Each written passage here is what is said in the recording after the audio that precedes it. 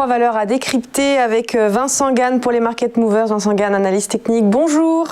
Bonjour Léonore, bonjour à tous. Alors on va commencer donc par la grande actualité de la semaine, la découverte d'un vaccin efficace à 90% de Pfizer. On va comparer ça avec l'entreprise Moderna aussi.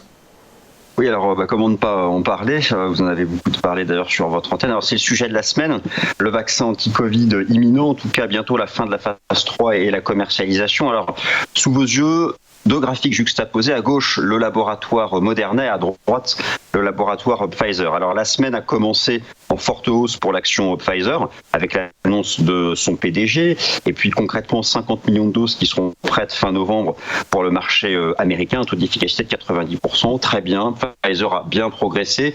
Depuis, le marché est revenu dans le gap haussier de lundi. Je pense que c'est une opportunité technique pour se placer. Alors maintenant en Europe, revenons en Europe.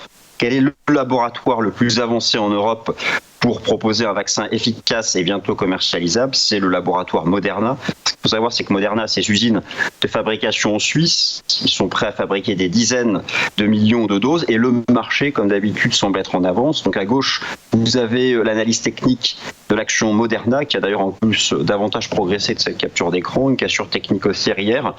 Bref, l'objectif, c'est de revenir sur les records établis l'été dernier.